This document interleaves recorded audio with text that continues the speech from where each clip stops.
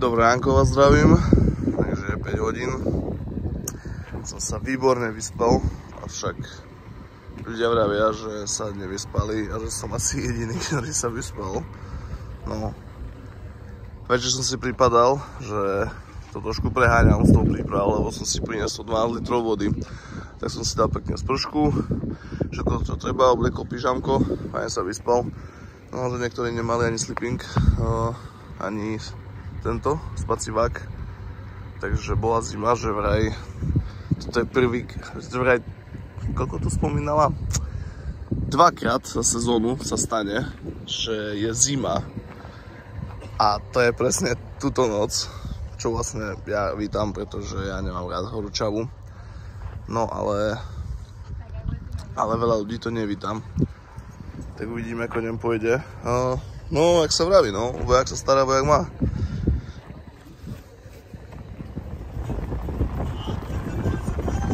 Také solnej pláni a podobne Bolívii, akorát, že nie je až taká hladká. A to sú Tatry, ktoré naberajú sole.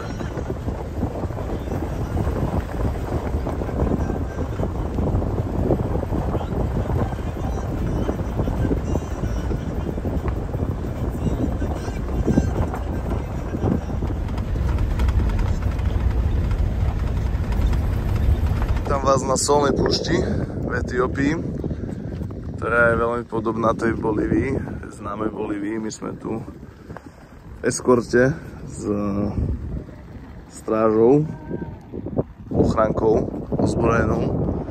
Asi to má nejaký dôvod. No a tak to nejako vyzerá. To veľmi rozsiahla pláň.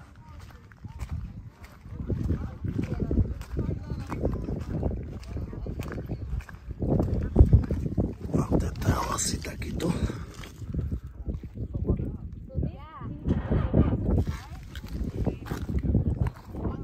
Zlá baterka.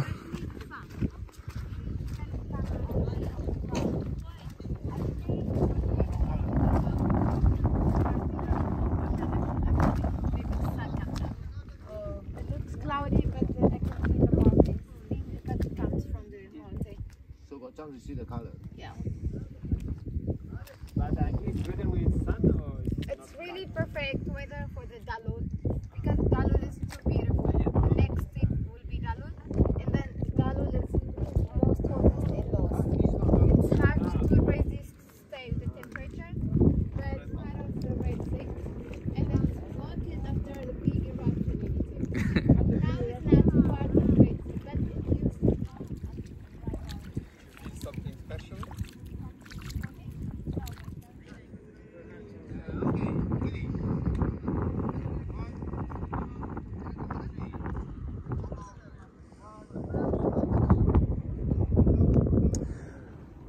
Ako veľmi pekné miesto. Dobrý vibe tu je, teraz ráno ľudia sa prebudzajú, takže asi kvôli tomu strážnici sa nám dovolili fotiť so zbraniami nabitými, takže také uvoľnené to tu je. Super, páči sa mi.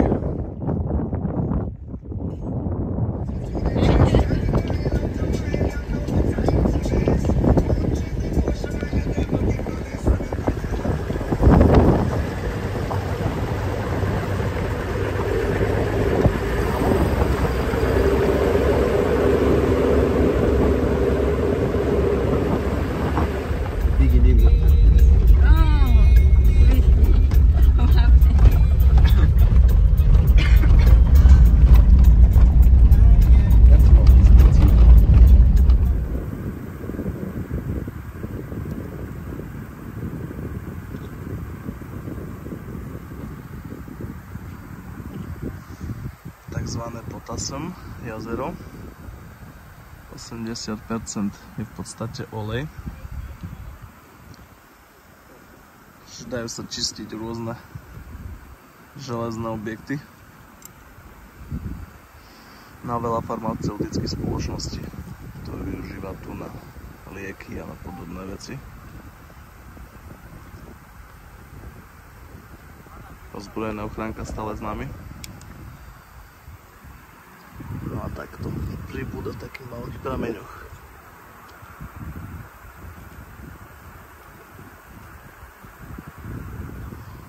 Ešte som nikdy nebol pri jazere, ktorá je v podstate olej prírodný.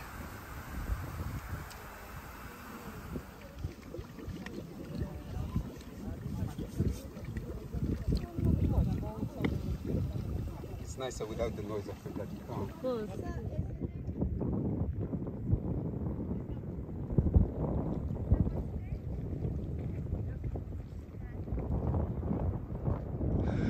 Keď si predstavím takto kráčať takouto soľnou pustatinou, však to je úplne kde oko dovidí. Len rovina, rovina, rovina. Brutál.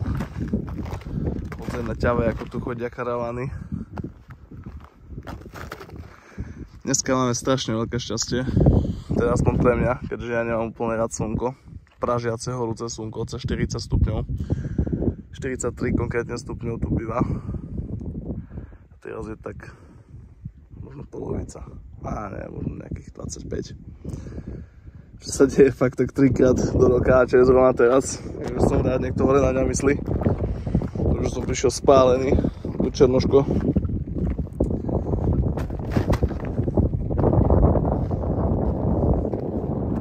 Takéto jazero uprostred ničoho.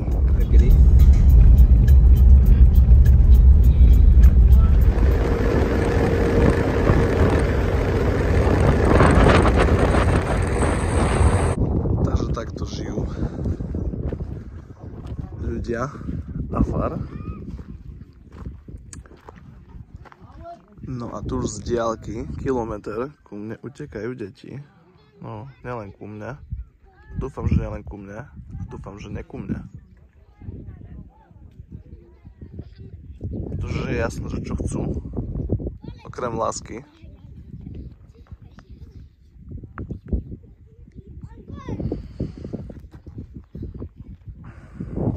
Spí sa pod holým nebom, tu neprší v podstate nikdy. A keďže je to oblasť, kde je veľmi silná aktivita, sopečná aktivita, tak je zakázané budovať akékoľvek príbytky. Čiže len takto, z toho. Už počujem many, už to začína. No jo, no. Many prišli na Land Cruiseroch. Čo je istým spôsobom pravda, no, tak zase človek nemôže nakrmiť úplne každého, hej. Kde sa dá, tak nejaké jedlo sa nechá, tak, ale...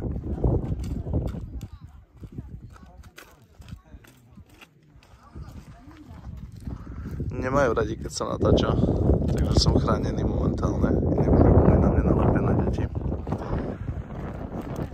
A ja si dosť všímam, že ako sa k deťom správajú miestni ľudia. To znamená, že keď deti ku mne prídu, keď prídem do nejakej novej dediny a vidím, že ich miestni ľudia odháňajú odo mňa, tak asi vedia úmysly tých detí. A pokiaľ ich nechajú pri mne, tak samozrejme sledujem aj tých dospelých, hej, že akí sú, ako sa správajú, ale obvykle je to potom v pohode, ako ste mohli vidieť na niektorých z mojich videí tiež. Je to taká veľká téma, no, čo sa týka detí. Je veľmi hlboko do nejakej tej etiky cestovania a tak. Čiže ja si predstaviť, že máte na to rôzne názory. A môjim cieľom nie je presvedčať nikoho. Ani cieľom tohoto videa nie je rozoberať túto tematiku, len ju dokumentovať tak, ako je.